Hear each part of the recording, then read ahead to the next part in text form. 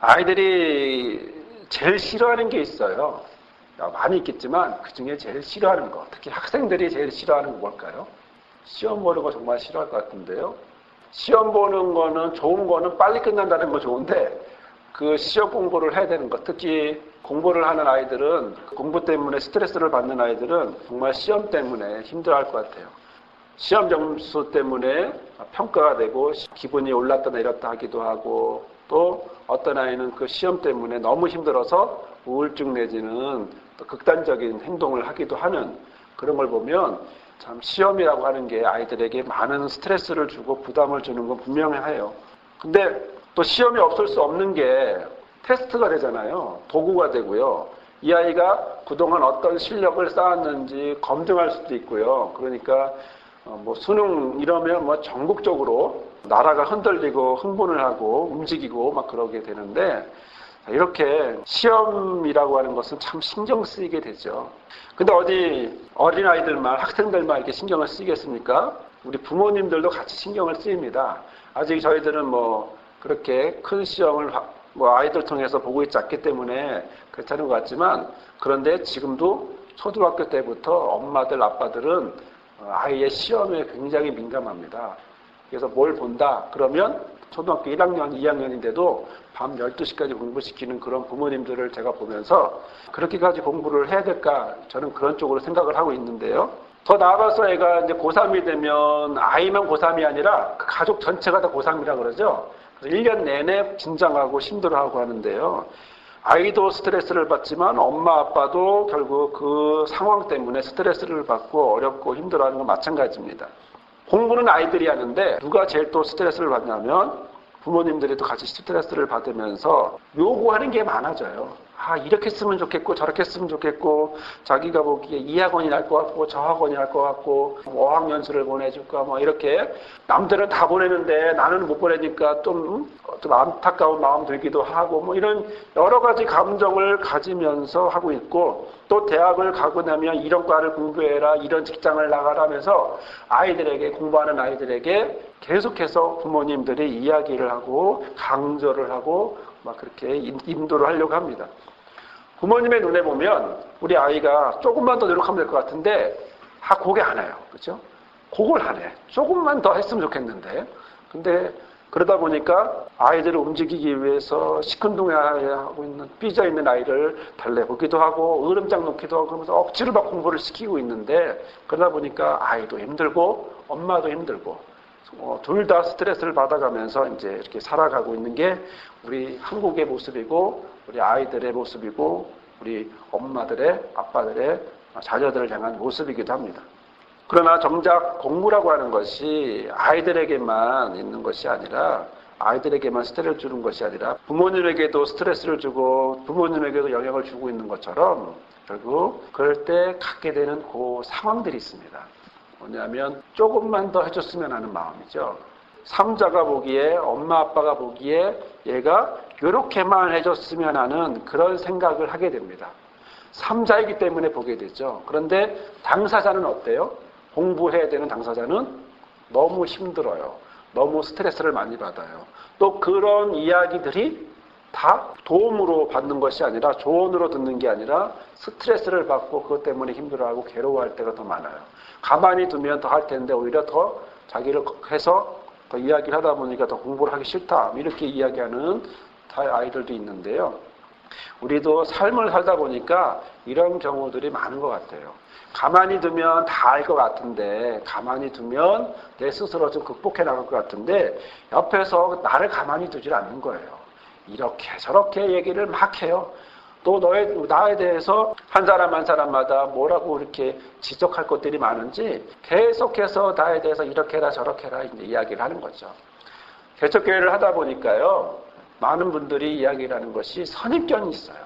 개척교회는 이렇다. 개척교회는 이런 부분이 있을 것이다.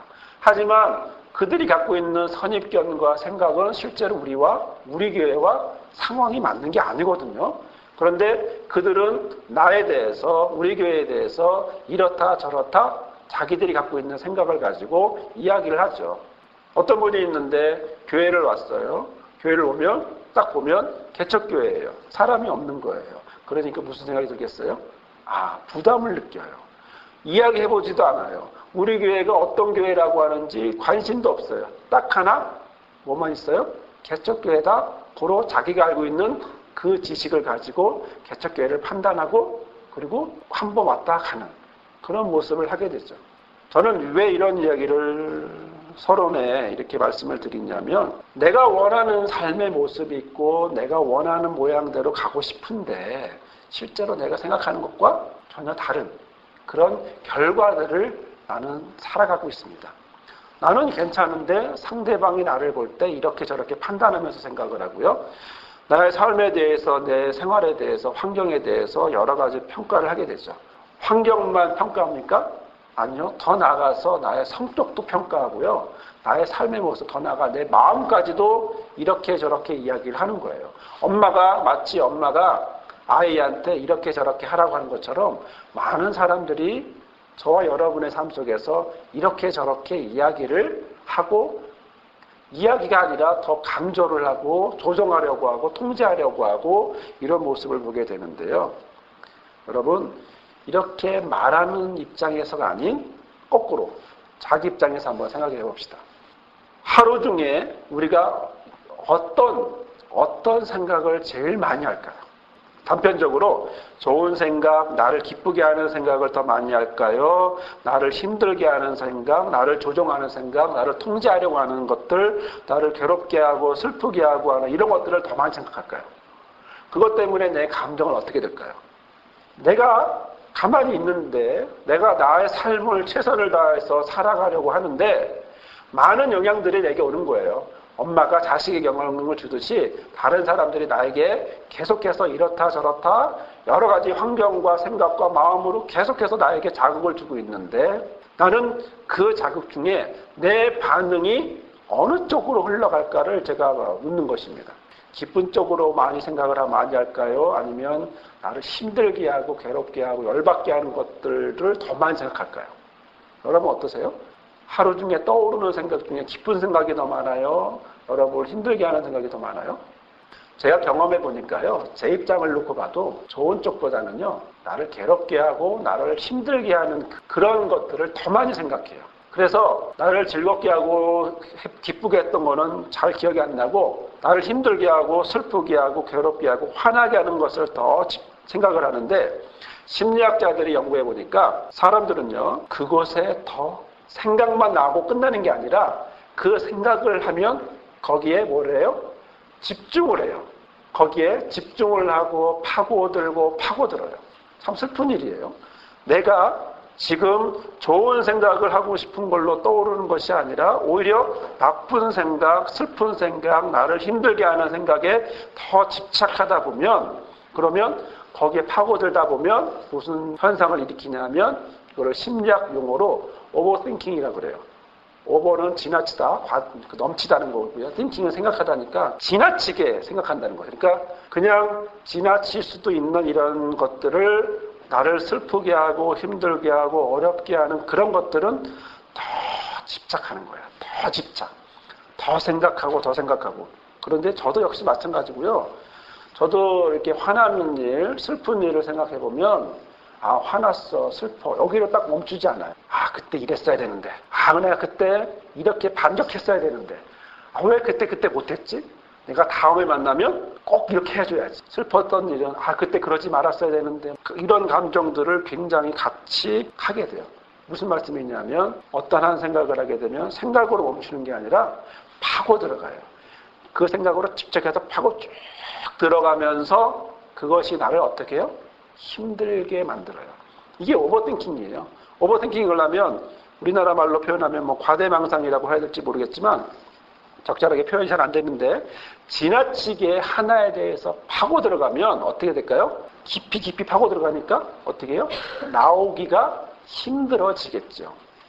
사랑하는 성도 여러분 우리가 하루 24시간 중에 떠오르는 생각은 좋은 생각보단 심리학자들의 연구의 결과에 보면 나쁜 생각, 힘들게 하는 생각을 더 많이 한다라고 하는 사실을 우리가 알게 되고 경험하고 또 그렇게 살아가고 있습니다. 그런데요, 참 재미난 생각은 놀라운 게 하나 발견하게 되는데 어떤 사건이 있고 대상이 있고 할 때 우리는 화가 나거나 슬프거나 이런 여러 가지 감정을 갖고 있을 때 결국 우리는 무엇을 하냐면 그 대상이 있어요. 혼자서 하는 게 아니라 내가 비난하고 싶잖아요. 화가 나는 사람이 있잖아요. 그러면 그 사람을 향해서 비난을 하게 되어 있습니다. 여기서 우리가 못 보는 것이 하나 있는데 뭐냐면 눈은 누구를 향해 있어요? 나를 향해 있나요? 상대방을 향해 있나요?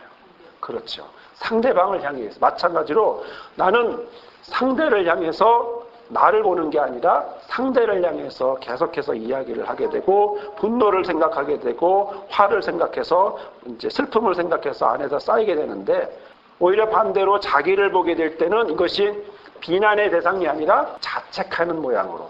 그래서 놀라운 사실은 이런 오버띵킹을 하고 지나친 생각을 하게 될 때 어떤 대상을 대해서 깊이 생각하고 화가 나고 슬퍼지면서 또 하나는 자기 자신에 대해서는 자책하는 이 두 가지의 마음을, 두 가지의 모습을 그대로 갖고 있습니다. 자, 그러면 우리가 원하는 건 뭘까요? 우리가 원하는 건 그로 인해서 내가 건강해지기를 원하는 거예요. 내가 그로 인해서 힘들어지는 걸 원하는 것이 아니라 그로 인해서 그런 내 상황 속에서 내가 건강해지고 힘을 내고 행복해지는 그런 모습으로 살아가기를 원하는데 그러기 위해서는 우리는 두 가지를 우리가 보려고 합니다. 첫 번째는 뭐냐면 내가 상처받은 사람이라는 사실을 아는 거예요. 무슨 말씀이냐면 여러분 누구를 비난하거나 누구를 통해서 누구 때문에 내가 나 자신에 대해서 나는 왜 이럴까, 나는 왜 이런 식으로 항상 행동할까라고 자책을 할 때 그럴 때 우리가 경험하게 되는 건 뭐냐면 내가 잊고 있는 사실은 뭐냐면 내가 상처받은 사람이다라고 하는 사실을 잊고 상대방만 쳐다보거나 내 자신만 쳐다보는 거예요. 뭘 먼저 해야 될까요? 그거는 내가 상처받아서 이렇게 하는구나. 이걸 생각해야 된다는 거죠. 상처받은 것을 인정하라고 하는 것은 뭐냐면 상대 때문에 내가 상처를 받았다. 또 나의 이런 모습이 나는 상처받은 자의 모습이다. 이걸 생각을 하고 그 다음에 행동을 해야 한다는 것이고요. 또 하나 나를 사랑하는 사람으로부터 상처를 받을 수 있을까요? 없을까요? 있습니다. 나를 사랑하는 사람도 나에게 상처를 줄 수 있습니다. 근데 우리는 뭐라고 생각하냐면 그들은 나를 사랑해. 그들은 나에게 최선을 다하고 있어. 그렇기 때문에 내가 받은 상처는 괜찮아. 이렇게 생각할 수 있어요. 하지만 구분을 할 수 있어야 되는 거죠. 그들이 나를 사랑하는 거 맞아요. 그러나 내가 그들 통해서 내가 상처를 받은 거 맞아요. 엄마와 자녀가 있습니다. 그러면 엄마는 아들을 사랑해요. 하지만 아들은 엄마로부터 상처를 받을 수 있을까요? 없을까요? 있습니다. 왜요? 왜 그럴까요? 그것은 서로 오고 가는 관계 안에서 만들어지는 모양이기 때문에 그래요. 그래서 가장 중요한 문제는 내가 상처받았습니다. 라는 것을 인정하는 거예요. 거기서부터 출발을 하는 겁니다. 그러면 이렇게 여기서부터 출발해서 내가 그 사실, 내가 상처받은 사람이라는 사실을 인정하게 되면 그 다음에 무엇을 해야 될까? 거기에는 두 번째, 나에게 상처를 준 사람을 놓아주어야 한다는 거죠. 나를 상처를 준 사람을 놓아준다. 이게 무슨 말씀이냐면 원숭이가 있어요. 원숭이를 잡는 방법 중에 하나는 뭐냐면요. 항아리를 놔요. 항아리를 놓고 거기다가 입구가 좁은 항아리를 놔요. 손만 들어가는 항아리를 놔요. 거기다 먹을 걸 넣어놔요. 원숭이가 와서 보니까 먹을 게 있거든요. 어떡하죠? 손을 넣어요. 그 다음에 어떻게 해요? 이걸 집어요. 맛있는 거 집고 빼요. 뺐는데 어떡하죠? 손이 안 빠져요. 어떻게 할까요? 근데 원숭이가 사람만큼 지능이 좀 떨어져서 이걸 놔야 되는데 너무 빠지잖아요. 이걸 못 놔요. 놓고 계속 이러고 있어요. 이거는 먹긴 먹어야겠고 손은 빼야겠고 막 빼다가 보면 이제 사냥꾼이 와서 잡는 거예요. 제일 어려운 거예요. 그래야 나도 내가 상처받은 사람이라는 걸 인정해요. 인정하는데 그 다음 뭐 할까요? 그 다음 있는 건 뭐냐면 나에게 준 상처를 준 그 사람을 놓아주기가 그게 어려워요. 왜요? 여기에 우리는 집착을 하고 있고 계속해서 그걸 쳐다보고 있기 때문에 그래요. 자, 우리는 상처받은 사람입니다. 그래서 나에게 상처 준 사람이 있습니다. 그 사람을 바라보면서 나의 초점은 어디로 가 있습니까? 상처를 준 그 사람을 바라보면서 가족이나 친구나 주변에 있는 이 사람들을 바라보면서 계속해서 초점을 맞춰서 생각하고 있는데 슬픈 사실은요. 우리는 계속 이렇게 손을 붙잡고 음식을 붙잡은 원숭이처럼 붙잡고 있다라고 하는 사실이에요. 상처는 언제 있었을까요? 과거에 있었습니다. 지금 있는 상처가 아니에요. 내가 지금 생각하고 있는 건 작년에, 그리고 10년 전에, 20년 전에 태어났을 때, 그때 받은 상처예요. 그때 받은 상처를 지금도 여전히 생각하면서 있어요. 저에게 아픈 사실이 있습니다. 저는 저를 지금도 괴롭게 하고 있는 상처가 있는데, 그것은 지금 일어난 상처가 아니에요. 6개월 전에, 아니면 2년 전에, 3년 전에 있었던 사실을 지금도 기억하고, 그때 내가 이렇게 했어야 되는데, 그때 내가 한 달 전에 이렇게 했어야 되는데, 이렇게 생각을 하고 있는 거예요. 즉, 상처는 언제 거냐면 과거의 것입니다. 과거의 것인데요. 이 상처가 어디까지 영향을 주죠? 지금 생각하고 있는, 느끼고 있는, 괴로워하고 있는 현재의 나한테 있는 거예요. 과거의 사건이 어디까지 와요? 현재까지 와요. 그래서 그 사건이 나를 힘들게 하고 괴롭게 하고 화나게 하고 슬퍼지게 하고, 그리고 어디까지 갈까요? 미래까지 가요. 우리가 지난주에 말씀을 통해서 배운 것은, 말씀을 통해 은혜를 나눈 것은 뭐냐면 5번째 원리, 회복의 5번째 원리였던 하나님이 우리를 변화시키시고 싶어 하신다라는 사실입니다. 하나님은 굉장히 우리를 변화시키고 싶어 하셔요. 그래서 항상 우리 주변에 와서 계속 이렇게 인도하시고 도움을 주고, 그래서 변화시키려고 할 때 우리에게 원하는 게 있어요. 억지로 끌고 가지 않아요. 어떻게 할까요? 자발적으로 갖고 가요. 자발적으로 이들이 순종하기를 원해요. 그래서 우리가 주보에 보시면 나오는데요. 5월리를 우리 같이 한번 읽어볼까요?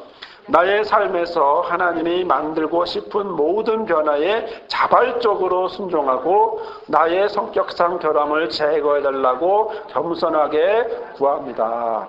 자, 이런 관계 안에서 회복의 6원리로 넘어갈 때에 어떻게 우리가 변화되고 어떻게 나의 부족한 결함을 제거하기를 겸손하게 구할 것인가, 이것은 6원리로 넘어갑니다. 나의 모든 인간관계를 검토합니다. 나에게 상처를 준 사람을 용서하고 다른 사람에게 해가 되지 않는 한 내가 다른 사람들에게 상처 준 것을 보상합니다. 그렇습니다. 그러기 위해서 우리는 이 두 가지를 하게 돼. 앞에 있었던 내가 상처받은 사람이라는 것과 내가 그 상처를 준 사람을 놓아줘야 된다라고 하는 이 두 가지를 우리는 뭘로 표현할 수 있을까요? 용서하기입니다. 용서하기. 우리가 읽었던 에베소서의 말씀에 4장에 있는 말씀을 보면서 저는 우리가 깨닫게 되는 건 뭐냐면 32절에 서로 인자하게 하며 불쌍히 여기며 서로 용서하기를 하나님이 그리스도 안에서 너희를 용서함 같이 하라 라고 말씀하고 있습니다. 용서하기는요, 첫 번째로 하나님이 나를 용서하기 때문입니다. 용서하셨기 때문입니다. 피차 서로, 골로새서의 말씀을 보니까 거기에 분명히 나와 있죠. 누가 네게 혐의가 있거든 서로 용납하여 피차 용서하는데 어떻게 해요? 주께서 너희를 용서하신 것과 같이 하라는 거예요. 서로 피차. 에베소서에서는 서로 용서하기를, 그리고 골로새서는 피차 서로 용납하고 피차 용서하는데 어떻게 해요? 그리스도가, 하나님이 그리스도 안에서 또 주께서 너에게 한 것 같이, 이렇게 말씀하고 있습니다. 여러분, 이제 12월이 됐어요. 교회력으로 무슨 절기냐면 대림절 절기입니다. 대림절이 뭐냐면 예수님이 오는 걸 기대하고 기다리는 걸 얘기해요. 초림 예수님을 기대하고 기다리는 건데, 즉 교회력으로 이 성탄절까지 바로 이런 하나로 지나가면서 예수님이 오실 거를 기다리는 그런 절기인데요. 여러분, 예수님이 왜 오셨을까요?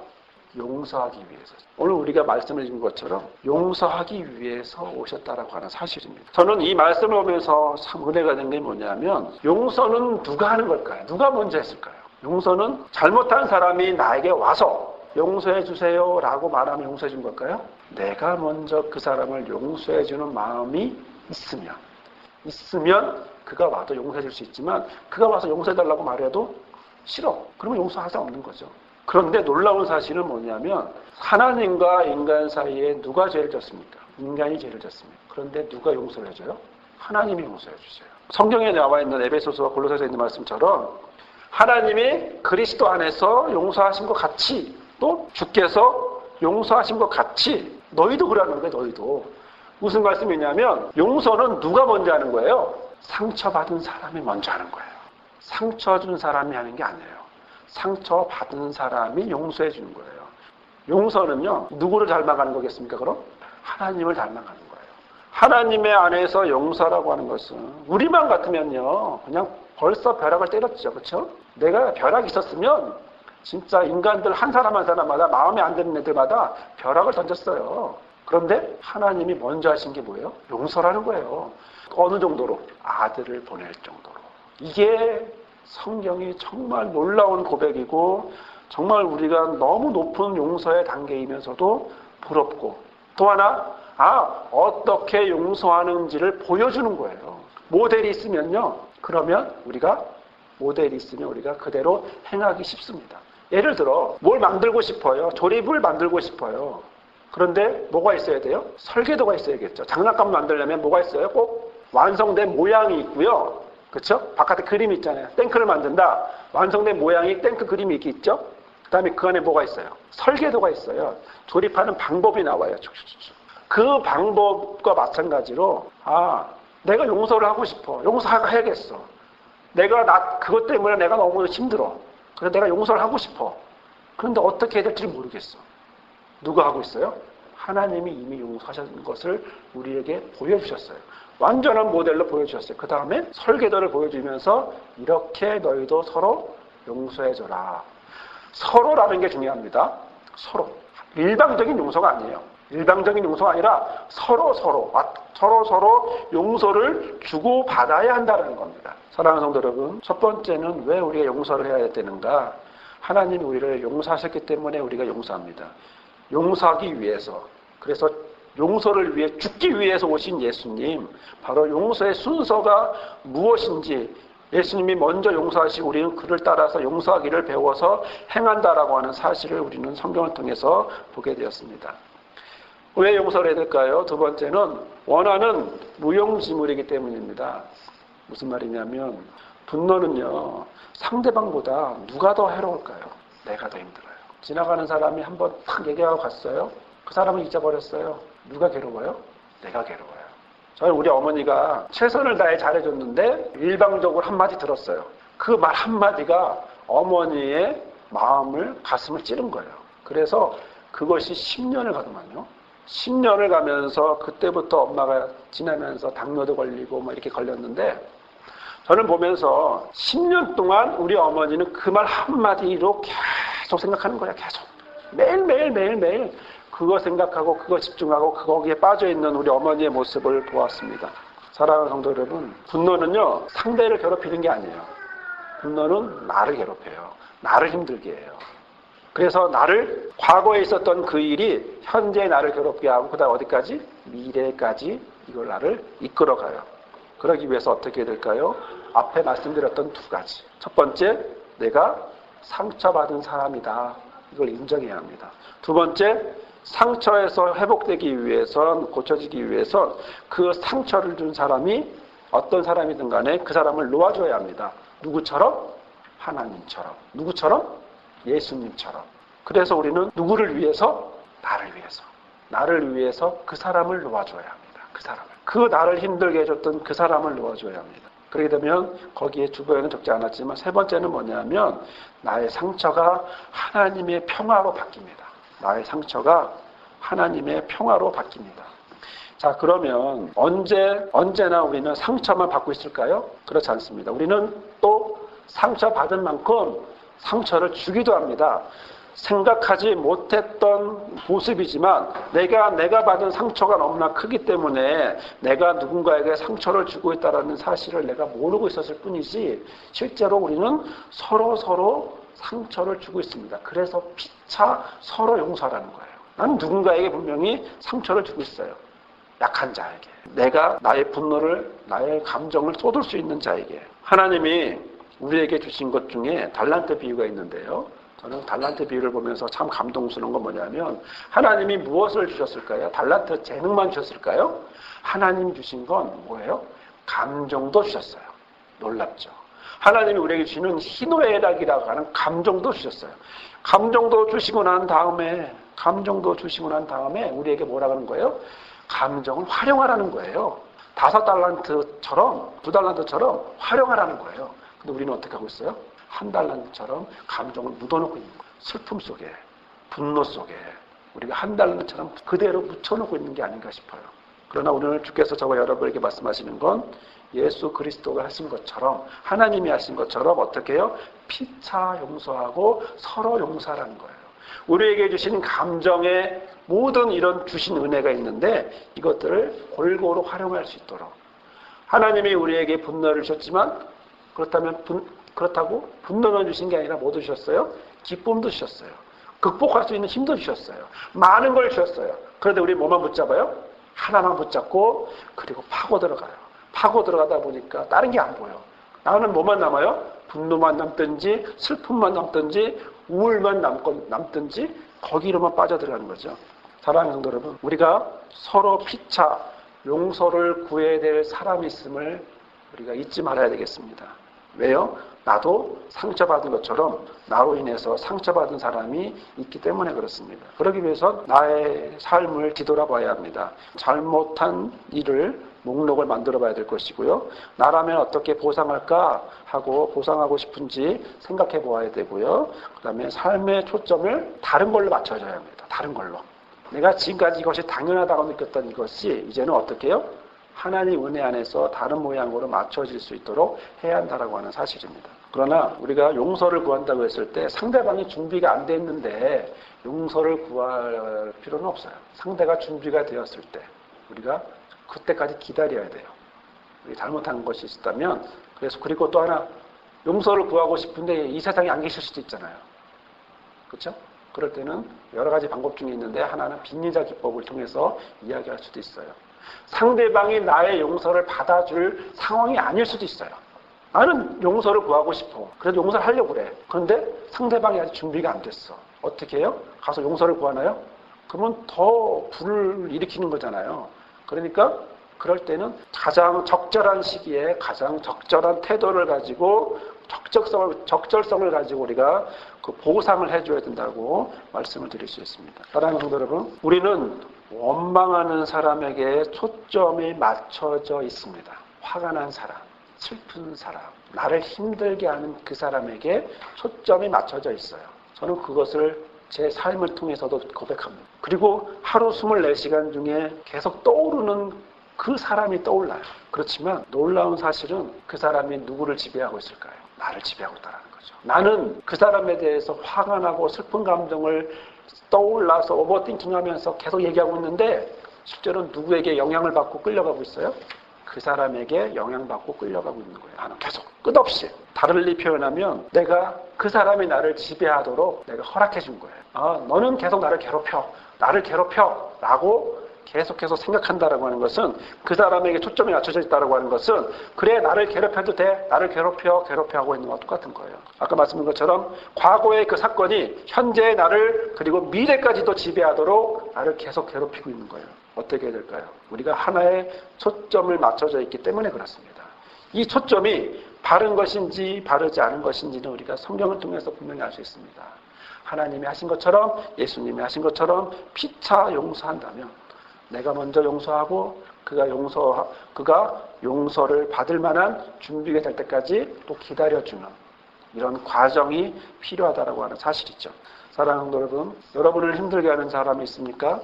여러분에게 영향을 미치고 여러분을 괴롭게 하는 사람, 슬프게 하고 화나게 하는 사람이 있습니까? 있습니다. 저에게도 있고 여러분에게도 있을 것입니다. 한 명이든 두 명이든 지금까지 살아오면서 그런 사람이 있었을 것입니다. 지금 없더라도 과거에 그런 사람이 있었을 것입니다. 지금 없더라도 미래에 그런 사람이 생길 수도 있습니다. 그러나 분명한 것은 오늘 저와 여러분에게 주신 말씀을 통하여 분명하게 주어지는 것은 피차 서로 용서하라는 것입니다. 누구처럼? 하나님처럼. 누구처럼? 예수님처럼. 그럴 때 성령께서는 저와 여러분을 이끌어 주십니다. 무조건 용서하자는 것이 아니라 내가 상처받은 사람이라는 걸 인정하고 내가 그 사람을 놓아줄 때 그때 나는 마음에서 이 괴로운 마음에서 벗어날 수 있고 해방될 수 있고 또 이것은 하나님을 닮아가는 것이고 또 그런 마음이 오고갈 수 있고 주고받을 수 있는 상황이 될 때 서로 같이 나눌 수 있는 그런 상황이 된다는 거죠. 이런 은혜가 저와 여러분에게 충만하시기를 주님의 이름으로 축원합니다. 아멘. 이제는 죽기 위하여 용서하기 위하여 이 땅에 오신 예수 그리스도의 은혜와 우리를 사랑하셔서 용서의 모습을 또한 우리를 용서하기 위하여 아들을 보내주신 아버지 하나님의 크신 사랑과 우리의 힘으로 할 수 없을 때 오직 성령의 인도함 따라 바로 그러한 모습을 바라보며 나가게 하시는 성령의 인도하심이 오늘 예배하며 우리 마음 가운데 주님을 닮아가고자 원하는 관계를 회복하고자 원하는 서로 주 안에서 용서하고 용서받으며 살아가기를 결단하며 소망하며 기도하는 모든 성도들 삶 위에 미래의 목자들 위해 우리 교회 위에 나라와 민족 위에 영원히 함께하옵시기를 간절히 축원하옵나이다. 아멘.